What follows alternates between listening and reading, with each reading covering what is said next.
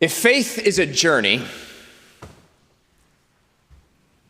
how did yours begin?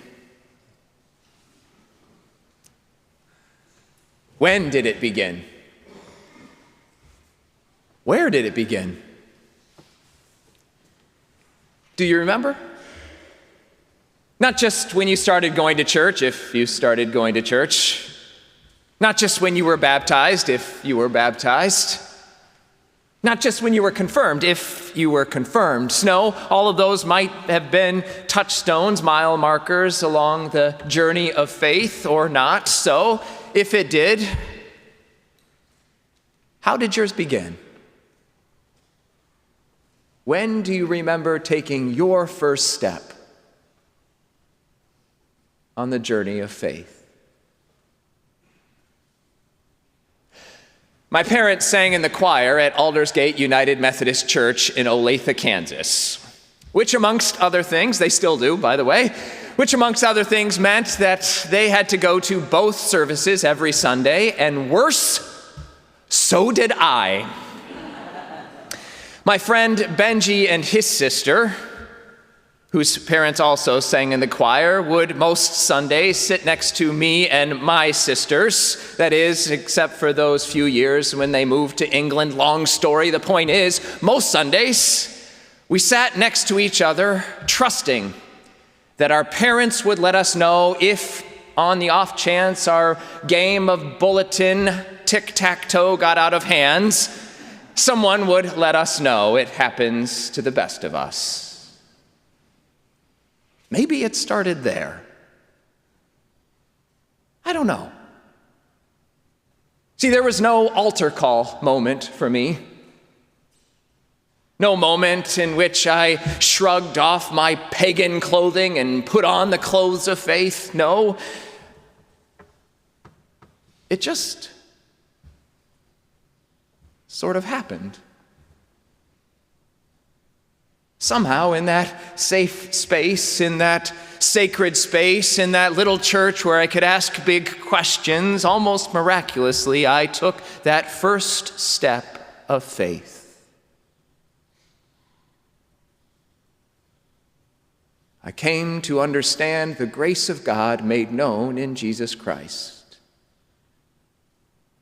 'Twas grace that taught my heart to fear, and grace my fears relieved. How precious did that grace appear the hour I first believed. There were other touchstone moments along the way, of course. That Christmas Eve when one of the basses, not my father, thank goodness, decided to raise his candle during silent night and inadvertently lit the banner above him on fire.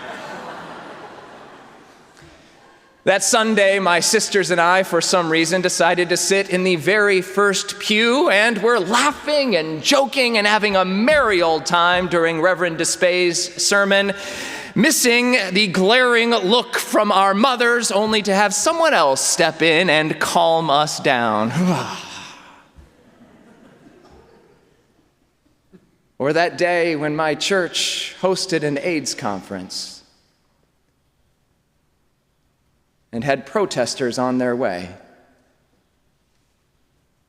And the new bishop of our church, whose sons had both died of AIDS, and at whose funeral those same protesters had showed up and were shouting, "Your son is burning in hell." That same bishop looked at us, group of youth, and he said, "There's another way to be a Christian."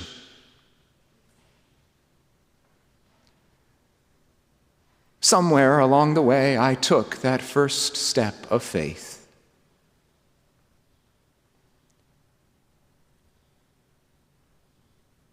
When did you take yours?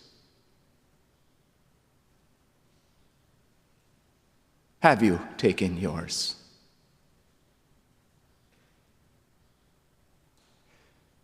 Today is Confirmation Sunday. In a moment, we will have 9 young people come forward and confirm their faith. They will take one step on the journey of faith. Maybe for some it will be a big step, maybe for some it will be a small. We pray that for none it will be their last, but we know for none it will be the first step of faith. That's the thing. Our first step is never the first step. That's the gift, isn't it? That our faith is a part of a bigger faith, a broader faith, that we don't create the journey of faith, we join it, in part because of the grace of God, which is already ours, but in part because we know that others have already walked this path. We know that others have come before us. Sure, we all have our own meandering routes we take to step onto that path of faith, and maybe we'll find some paths along the way that we never knew were there, but it doesn't change the fact that none of us have started this journey on our own. In other words, it's important to think about the how of faith and the when and the where, but what about the who? Who is it that walked alongside you in the faith? Who taught you the way of life made known in Jesus Christ? Who was it that brought you thus far, and who has stayed with you? I went to church in part because my parents had taken that step before me. It makes sense. That happens to many of us, not quite to all of us. It does turn out that the number one predictor of faith in young people is the faith of their parents, which makes sense. The people we love, we either rebel against or we embrace whole hog, but it makes sense that we would find it something important in our own life. If we see our parents, the people we love, interacting with faith in a way that makes a difference in their life, then why wouldn't we step forward in it? It doesn't always work that way. In the absence of our parents, there are other meaningful adults that take that place. There are other meaningful people who walk alongside us for a moment in faith. Maybe you've thought about a few along your path. In part, that's why the intergenerational musical from a couple of weeks ago was so important. Not just because of the production itself, which was pretty great. I know I'm biased. But because you have suddenly 100 people who now have one another on the journey of faith. The production wasn't the important part. The journey to get there was the important part. And now we have people they can walk alongside. They have people they can walk alongside in the faith. Who has walked alongside you on the journey of faith? Once you start to look back, it's hard to know where to stop, isn't it? I mean, my parents joined the choir in part because my dad's mother sang in the choir as well. Why did she join the choir? I never thought to ask.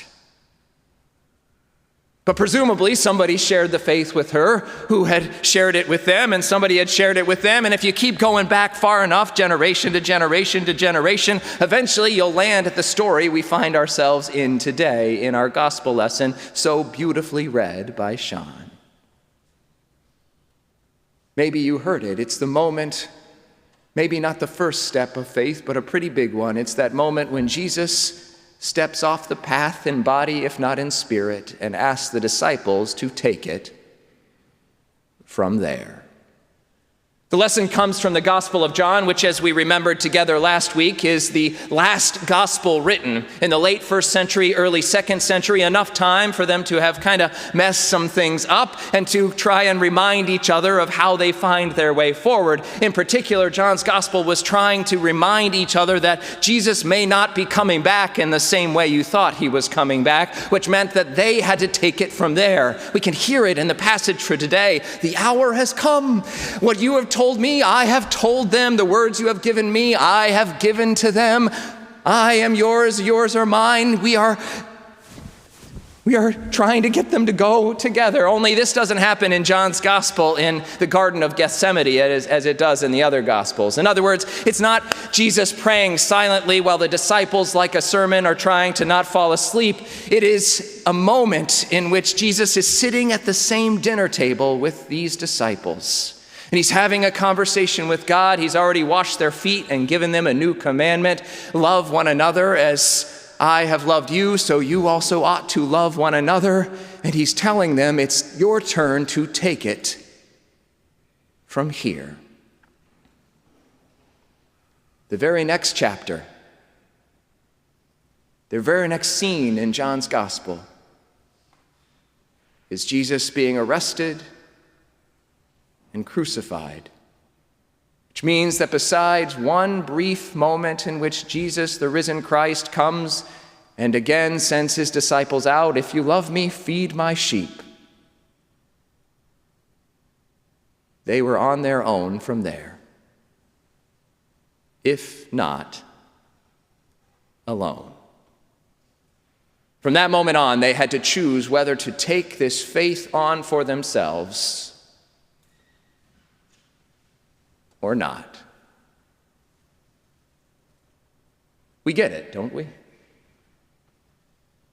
We, of course, are faced with the same choice. Each of us has our own path to find our way on to that journey of faith. Sometimes it's more meandering than others. Maybe some of us have been told our whole lives that it can only look one particular way. It has to look this way, and if it doesn't, then maybe we're not on the path. Or maybe we've been told that there's not room on that journey of faith for us. Or maybe there's not room for the people that we love. But the thing is, there is room for all on the journey of faith. And we mean all, young and old, black and white, gay and straight, male and female, rich and poor, broken and whole, Republican and Democrat, trans and cis, and everyone beyond and between. There is room for all on the journey of faith, not for some, but for all. That is, the road of faith has many lanes, but it turns out it is just one way. That is, of course, the way of love. Not some people, but of all people. And if we can walk in that way, we are following the way of Christ. Do you hear? The way of love is the way of Christ. I am the way and the truth and the life. Which means, of course, that if we have been willing to commit to love even once in our life, we have already taken that first step. We are gathered here this morning to remind each other that nobody has to take the next step alone. If you are willing to take that step of faith, that step of love, if you are willing to step out in love, then you are already on the journey of faith. But you don't have to be on it alone. In a moment, 9 confirmands will come forward and confirm their faith, but they will not be confirming it alone. They are here so that if they stumble or if they fall on the journey of life, as happens to the best of us from time to time, have we heard that somewhere before? That we will help get them on their feet again. And we are asking them for the same thing, that if we stumble or if we fall, as happens to the best of us, that you help get us on our feet again, so that together we can be a little more perfect than we are apart. We are here to try and figure this out together. Look, I don't know how you got here this morning. I don't know the meandering path you took. And we can just focus on the how and the where and the when you came to faith, or the who and who brought you along. But at some point, we've got to be reminded of the why. At some point, we have to remind each other why we do this in the first place. And it's simply this: because the journey itself leads to life. That is the promise of Jesus Christ. Love leads to life. Full stop. When we love, we find life, not at death, but right now. We're not waiting for that destination. While we walk step by step on that journey, we find ourselves coming alive. But we don't have to figure it out alone. The choice is ours. Look, however you got here, whatever meandering, long and winding path, long and winding road you took to get here, somehow you're here. In person or on the live stream, somehow your journey of faith led you to this moment. But where you go from here is up to you. No one gets to make the choice for you. You get to make it. Where you go from here is up to you. As Methodists, we believe in free will. That is, every single person, every single day gets to make a choice. Will we take a step towards life or away from it? The good news is that even if we veer off the path, even if we find ourselves on a detour completely and utterly lost,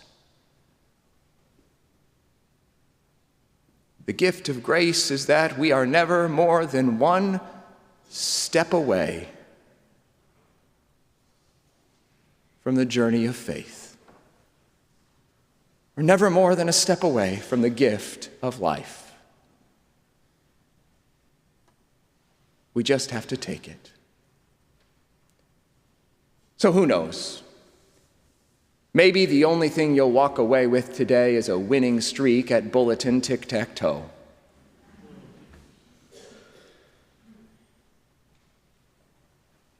but it could be so much more. Where did your journey of faith begin?